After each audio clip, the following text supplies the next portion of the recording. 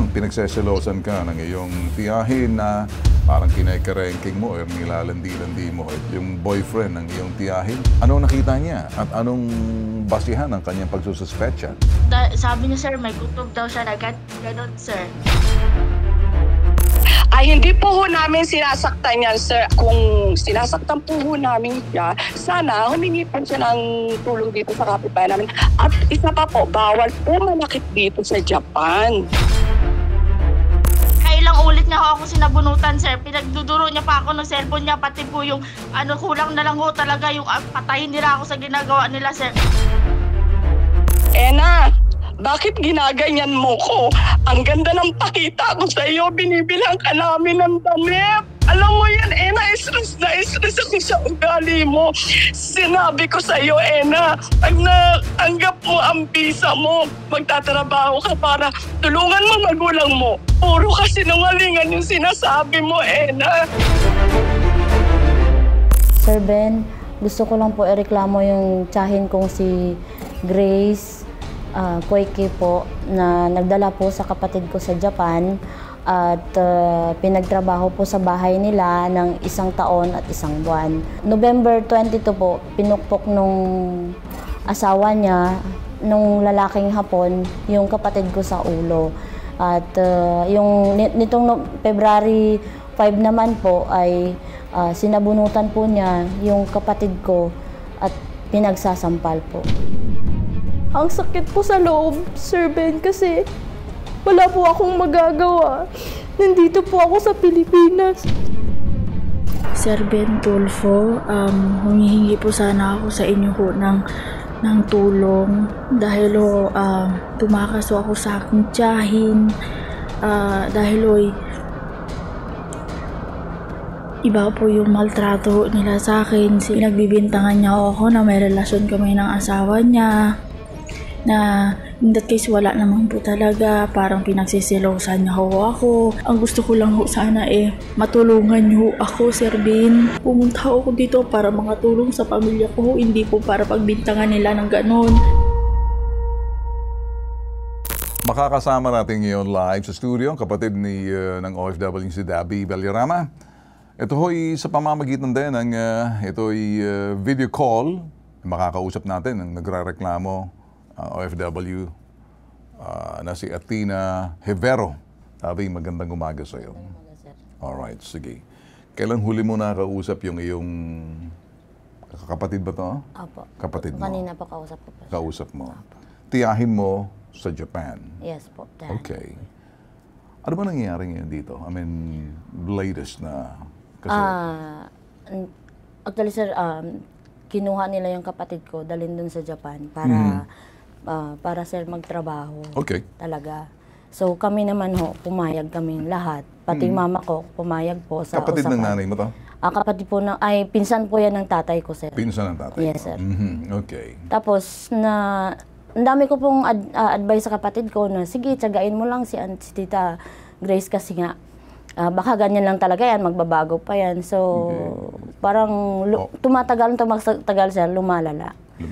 So, itong kapatid ko, parang hindi niya yata kaya na, kaya tumakas siya doon. Okay. Ano bang pinagagawa raw? Katulad sila ng housemaid, yun po ang ginagawa ng kapatid ko. Mas maganda siguro sa telepono ngayon kakausapin natin video call. Yes, sir. Kasalukuyan, ito si Athena Hevero. Magandang umaga sa iyo, Athena. Magandang umaga po, Sir Ben. Okay. Kumusta ka naman, Athena? Medyo okay na rin ho. Alright. Saan ka ba nakatirang ngayon? Tumakas ka sa tiyahin mo?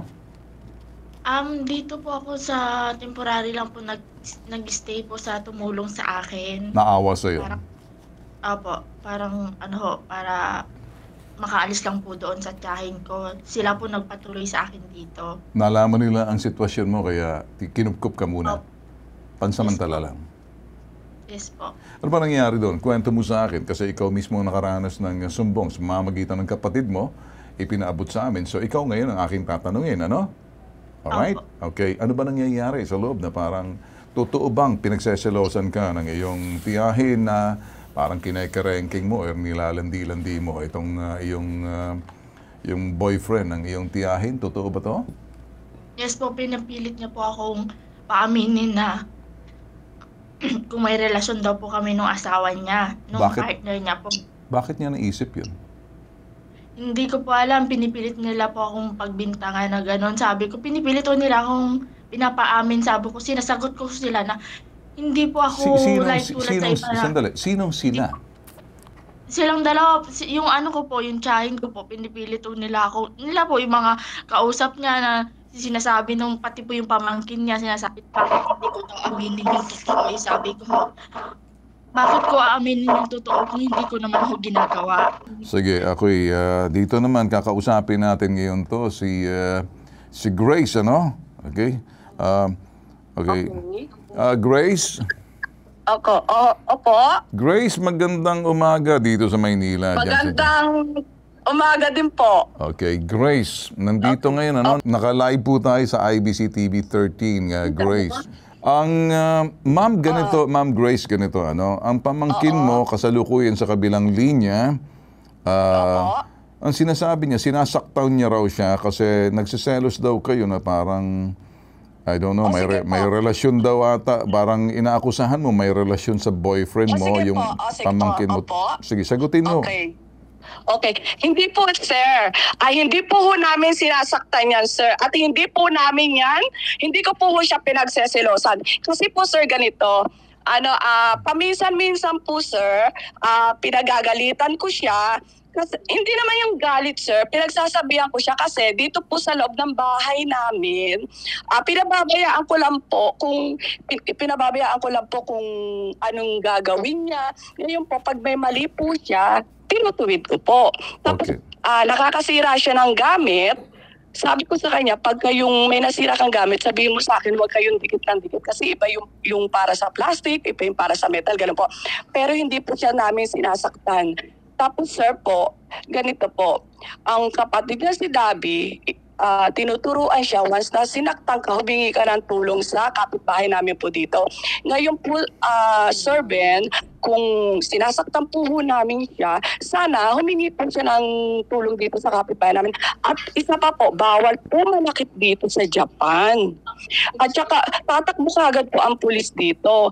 At saka isa pa sir, yung kumbaga parang pinagsasabihan namin po siya, yung pinapangaralan, hindi po siya nakikinig. Parang yung parang nangaasar pa po sa amin. Kaya minsan doon po ako nagagalit sa kanya. Dito po, wala po siyang problema dito sa bahay. Lahat po, binibigay ko.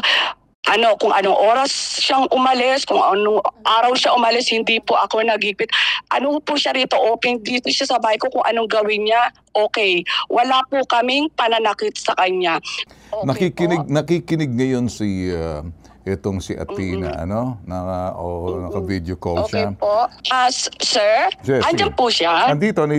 Sige, nakikinig siya. Sige, Okay. anong gusto mong sabihin? Sige, Ena, bakit ginaganyan mo ko? Ang ganda ng pakita ko sa iyo, binibilang ka namin ng damit. Binibilang ka ng damit, puro kasi nungalingan, hindi mo ba alam? Alam mo yan, Ena, stress ako sa ugali mo. Sinabi ko sa iyo, Ena, pag natanggap mo ang visa mo, magtatrabaho ka para tulungan mo magulang mo. Di ba yan ang sinabi ko sa iyo, Ena? Dahil may pangarap ka na gusto mo magkaroon ng bahay. Bakit puro kasi nungalingan yung sinasabi mo, Ena? Okay, Pati yung anak ko, Ena, nagagalit kasi bakit yung mga pinakikita sa yung kagandahan hindi mo sinasabi. Ginastusan ka ng malaki. Alam mo yan, Ena, yung gastos ko sa iyo, yung paglalakad ko, yung alahas ko na sinangla ko 50 kalapag. Alam mo na hindi ko na yung pera na yun. Alam mo yan, Ena, bakit ganyan yung kapatid mo? Okay. Sige, sandali lang. Grace, sandali, ano? Okay po, okay. Ayoko to ng parang yung parang inuudyok para mag-away. Hindi po ako yung palabas na udyukan, magbartagulan, sagutan, at saka balyahan. ayaw ko po Hindi yun, po sir. ako yun. Hindi po ako si Ben Tulfo po ako, si Sibitag. Okay, ganito, okay? Opo.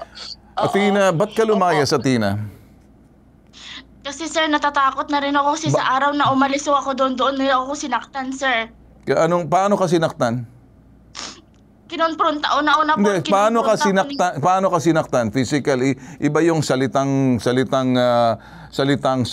sakit sa salita or sakit na pambubugbog gamit ang kamay. Ano bang gusto mong sabihin dito sinakta o masakit na pananalita? Hindi lang po yung masakit na pananalita, sir. Nung physical na po yung ginawa nila, sir. Anong Meron pa physical? Sinabunutan ho ako ng tiyahin ko sa araw na umalis ako, sir. Sinabunutan ka? Mhm. Yes, kailang ulit niya ako sinabunutan, sir. Pinagduduro niya pa ako ng cellphone niya, pati po yung kulang na lang ho talaga yung patayin nila ako sa ginagawa nila, sir. Pati nga ho yung polygel niya na ginawa. Ako po gumawa mismo, naiwan pa po sa buhok. Okay, sandali. Relax. Okay. Hindi ko estilo tong ganito, bardagulan to sagutan. Medyo hindi ito yung estilo ng bitag, ha? Ano ang gagawin mo ngayon, Athena? Ikaw ba ibabalik or gusto mo nang umuwi dahil nasaktan ka? May karapatan kang pumunta sa pulis, magreklamo. Ba't hindi ka nagreklamo sa pulis? Nakapag-report na rin ho ako sa embassy, sir. Hindi, iba yung pulis, iba yung embassy. Sandali, iba yung pulis, iba yung embassy. Kasi kung talagang pupunta ka sa pulis, aarestuhin tong, tiyahin mo. Bakit ka nagtatago dyan sa ibang tao? Sino nagsusulsul sa iyo? Tulo ng pulis dyan. Alam ko naman sa Japan, hindi po pwedeng ganyan ang estilo na yan. Mag-report ka lang, darating yung Japanese police dyan. Ba't hindi mo ginawa? Ba't hindi ka tumawag? Parang 911. Kasi, sir, ang isa pa po, wala din po kasi akong sa cellphone ko dito, sir, number, sir, kaya hindi din Ba't ako hindi ka pumunta sa kapitbahay mo? alam. Sandali. Ba't hindi ka pumunta sa kapitbahay mo na parang ganun, para humingi ka ng tulong, para nang sa ganun, tawag ng pulis? Kung talagang sinaktan ka, may panahon ka pa para magsumbong sa pulis. Hindi ka pumunta. Dapat ganyan ang sinabi sa'yo ng Philippine Embassy kung totoo man sinabi mo. O baka naman ang susulsul sa'yo dito sa Pilipinas. Di kaya? Hindi po, sir. Okay, ganito Yun ang po yung gagawin. sabi sa akin, Pakinggan mo sir. ako. Pakinggan mo na ako. Kasi puro sumbong yung gagawin mo. Hakbang na to, solusyon, ha? Eto, turo ko sa iyo. Mag-report ka sa embassy or sino man dyan sa OWA, kung ikay cover dyan, director. O, ganito. Mag-report ka sa pulis. Dapat pumunta ka sa embassy, kinupkop ka roon. O di kaya may OWA center naman siguro dyan. O sige, ganito lang. Kaysa naman nagtatago ka kung kanino. Sinong pinagtataguan? Mga Pilipino? Hindi po. Sige, ganito. O sa linya ng telepono, kakausapin natin si Attorney Cheryl Malonzo. Magandang umaga sa inyo, Attorney Malonzo. Ma'am. Magandang umaga po, Sir Ben. Alright, Attorney. Ito daw, may pananakit doon sa sinasabing isang Pilipino natin na kasambahe doon. Sinasaktan daw ang kanyang tiyahin. Umano'y tumakas siya dahil sana makadahilanan. Ayaw ko patuloy mga chismis na sinaktan daw siya, sinabunutan dahil pagsaselos doon sa kanyang boyfriend ng tiyahin na hapon. Yun pong sinasabi niya. Pero may pananakit daw, kaya siya tumakas. Ano pong gagawin natin dito? Ano pong matutulong natin, ma'am? Or TNT ba to? Hindi ko na inalam. Okay, sir. Actually, nakausap na po siya ng ating representative sa Philippine Consulate General po ng Osaka. Okay. At actually, may schedule na nga po siya today na pumunta doon kasi nga po, hindi pa rin maliwanag po sa ating embahada ano po bang tulong ang gusto niya. Ayun. Kasi ang minensyon niya lang po, yung passport niya daw po ay daw sa tita niya. Kasi kailangan po muna siya makausap ng embahada ano bang gusto niyang mangyari. Ayun. Para saka po kakausapin yung kanyang tita. Kasi po Alright. magkamag-anak naman po sila, di ba? Ayun. Okay, Sir Ben? sige. Ma'am, tama po kayo, ma'am. Sinabi niyo na po ang solusyon. Okay, ngayon, Tina, babalik ka sa embahada. Huwag ka na magkubkub dyan. Huwag ka nang magtago sa lungga kung sino man lunggang pinagtataguan mong Pilipina. Balik ka sa embahada. Yan ang tutulong sa inyo kung anong dapat gawin. Kung kinakailangan kukunin ng passport mo sa iyong tiyahin, tutulong na embahada. Ngayon, kakausapin natin to. Okay, balik tayo rito sa tiyahin. Ang tiyahin, Ma'am, Grace, nandiyan ka pa? Grace. Okay, sir. Okay, ganito lang, Okay, Grace, opo. solusyon na tayo. Ayaw ko na makinig ng mga chismis Okay na yan. Grace, si Athena pupunta sa embassy at hindi pa alam kung anong gusto niya, tutulong yung Philippine Embassy dyan sa Osaka. Okay po. Okay? At pagkatapos, siguro makipagtulungan ka nila dahil kaya hawak mo rin yung passport niya. Wala na po sa akin yung passport Nasaan niya, yung sir. passport niya? Sa embassy na po. So, binigay mo sa embassy. Kausap ko lang dito yung OWA representative sa operations. May embahada. So, nasa embahada na yung So, sinorender niya ng passport. Attorney, hawak niyo ba ang passport nitong si Ati? Ha? Sir Ben, kinonfirm po ngayon, bigyan namin ng Philippine Embassy. Yes po, nasa kanila na po yung mga documents. Sige. Okay, okay, babalikan kita rito, Ma'am Grace. Hawak na, nandito na yung passport. Okay na, ha? Okay na, okay? Isa na po? Okay, Natanggap na po ba? natanggap na, na-confirm na ng embassy dito sa, kumpirmado na, hawak Okay na. po. Okay, thank you. Oo, Ganito na okay lang. po. Makipagtulungan ka na lang kasi simple lang naman kung Okay po. sakaling Okay po. okay? Okay po. Okay, Oh, sige. Yung mga sabi niyo po, sir, hindi na po ako magko-comment. Okay na po. Wag na, wag na, hindi na kailangan Okay po, siguro. okay ha? na po sa Thank akin you. yun. Wala na po yun. Okay, Okay. sige. Alright, sige. Okay Thank po. you. Okay. Okay, so ganito na lang. Okay, attorney. Balik tayo kay attorney. Yes po, Sir Ben. Attorney, tulungan na lang natin to attorney. Bahala ka na. Apo, Sir Ben. Kay Athena naman. Athena, gusto mo nang umuwi, tama? Yes po, sir. Kinakailang umuwi ka na kasi unang-una yung passport mo, I don't know kung anong visa meron ka. Total, ang pangit kasi na kinukup-kup ka ng kung sino man kumukup-kup sa'yo dyan, nagmamagandang loob. Kaya lang, hindi rin maganda, nandyan ka. Bakit ka tatakbo dyan? May embahada naman tayo dyan, o consulate, di ba? Doon dapat tutulong sa'yo. Kung huwag ka mahiya, kung sakaling illegal pa yung stay mo dyan, dapat nga tulungan ka na. Alright? Ma'am, Attorney Malonzo, maraming salamat po, okay? At, Maraming salamat din po. okay, alright, sige. Athena, ganito na lang, simple lang. Athena, bumalik ka sa embahada, nandun na yung passport mo, sinauli na. Pangalawa, sabihin mo kung anong katotohanan, huwag ka tumakas ka, gusto mo ng hustisya, magre-report ka. Siyempre, sama yung pagre-report mo dyan, alam mo naman dyan sa Japan, ibang usapan dyan. So nasa sa iyo, kung gusto mo ng hustisya dyan sa Japan. Wala ka sa Pilipinas. Kung nandito ka, hustisya rito. Iba yung konstitusyon, sa ligang batas dyan. Iba rin dito. So ngayon, para sa akin, malinaw na ba sa iyo? Okay Yes, na? sir. Ayoko kasi dito ng mga bardagulan, chismisan, apatuhan. Hindi kami yung programa na yun para mag-trending o para mag-viral lang. Hindi uso dito sa amin yun. Okay? Sige po, maraming salamat, sir. Walang anuman. Okay na rin sa akin. O ikaw, okay na sa'yo? Pero sir, medyo okay na po kasi naibalik na pala yung passport. Ayun. Okay na sa'yo? Nakahinga ka na? Nakahinga naman na po. Ay, salamat. Okay. Yan ang gusto natin. Sana naman, mukhang gusto na rin ng katahimikan, ng tiyahin. Okay? Na ayaw niya na ng kaguluhan. Bigyan natin ng kung ano man nangyari dyan. Dito Ayaw na lang ko na sa rin po Pilipinas. magsalita. Okay, wag ka na rin magsalita para sa ganun. Okay? Maraming salamat sa paglapit mo sa amin. Maraming salamat, sir. Ikay hihingi ng paumanhin at hindi mangyayari yung kung gusto mo ng bardagulan, balyahan, sigawan, Kasi- sabunutan, balyahan. Hindi naman, sir. Hindi uso dito yan.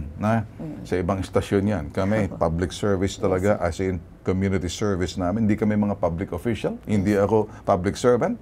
Si Ben Tulfo ako. Community service to. Parang bayanihan ang dating. Yes, sir. Wala akong ayuda rito, walang tupad, walang akap. Kami niyayakap natin yung mga tao rito. Maraming salamat. Okay? Pero hindi kita pwedeng yakapin. Okay. Ibang usapan yun. Okay. Alright, maraming salamat. Ito po, nag-iisang pambansang sumbungan. Tulong, serbisyo, may tatak, bitag, walang showbiz, walang trending, walang viral. Ang tatak, Ben Tulfo iba, tatak, hashtag, ipabitag mo.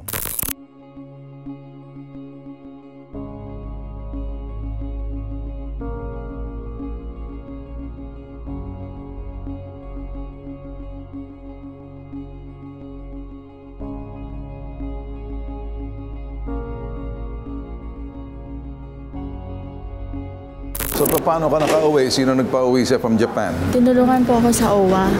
Inasas po nila ako para makauwi. Okay. Lalabas ka pa ng bansa. Sa Taiwan sa sir. Taiwan na. Nag-aaral. Nakuha kasi sir ng Teco Embassy sa scholarship. Pagdating mo ron, padala ka sa amin ng kikiam, tsaka champoy. Naglagaan ka ng panahon para pumunta rito, nagpapasalamat ka. Mas mahalaga nakauwi ka. Okay na? Thank you po.